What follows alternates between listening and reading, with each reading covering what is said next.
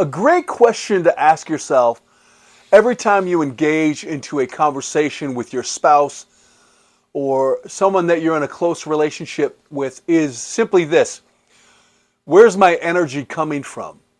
Everyone has this energy from inside them, and in a conversation, especially if it gets heated or it's something you're passionate about, this energy is what fuels that conversation. And what I mean by that is your energy simply there driving you because you feel like you've been wronged? You feel like you've been disrespected? You feel like you've been cheated, or there's a trust that's been broken? Maybe expectations weren't met. And so that's the energy that's driving this conversation because you're trying to prove that that is what happened. Well, my suggestion is that you switch your power. I don't know if you've ever had to switch from the power goes out on your house and you have to switch to, a generator, or you switch from solar power back to electrical, whatever. But we have to learn how to stop and switch the power in us behind that conversation, switch energy to something completely different. Because when I start out with that emotional energy, that emotional power that's driving the conversation, it's simply about me. And whenever it's about me, I just want to win. That's all. That's why fighting is so dangerous, because in fighting, you just want to win. No one gets into a boxing match and says, hey, let's tie. It's about winning. So to switch that energy and say, okay, I no longer want to make it about me. I want to make it about us. So an example, maybe your wife didn't pay a bill. You get a phone call at work from a bill collector, and you just feel put out. And by the time you get home, you've rehearsed this conversation, and you just drag her over the coals. You say, I felt disrespected. I felt like you didn't care. I felt like you broke your word and said you were going to pay it, and you didn't pay it. And then I felt like this guy was, coming down on me, like I can't handle my life, like I'm not an adult, and it's all about you. But what if you said, okay, before I get home, how can I make this about us? How can I take this situation and actually build intimacy rather than a wall?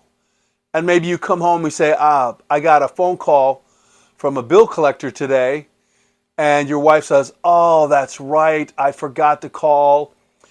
And you stop and you say, you know what, sweetheart, it did affect my day. But I want to make sure that we're on the same page. And I will try to do better in reminding you, and you try to do better in reminding yourself, because ultimately we're in this together and our credit affects one another. And I want to have the best future with you possible. And that's going to take place when we make sure we're up on our bills. So anyway, I will try to help you remember. See, that type of energy, you win her over. Because the truest thing is you go from I'm going to win to I want to win her over. Because the point is simply this. Let's say you go into the conversation with a me attitude, or I'm going to win. Well, what do you get? What do you actually win by winning that conversation? Maybe you win the couch. Maybe you win the cold shoulder. Maybe you win no sex for a few days.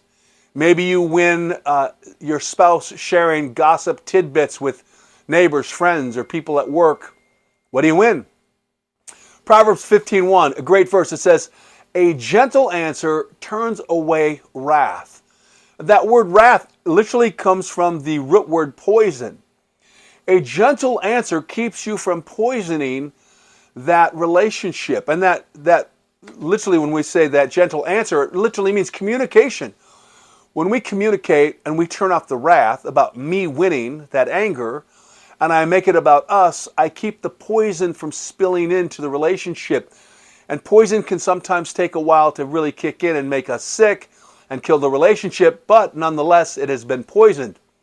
The rest of the verse says, but a harsh word stirs up anger. And again, that word there, harsh, means that it prepares that person for war. Look, if it's you against me, you're going to prepare for war because I've already been preparing for war. But if it's us, how do we make it about us? It changes everything. So ask yourself this question. Next time you want to have a discussion with someone you love, where is my energy? Is it about me, or is it about us? And is it about us becoming closer? Because if not, even if you win, you're going to lose. Mingle, mate, and marry.com. And don't forget, love is a choice.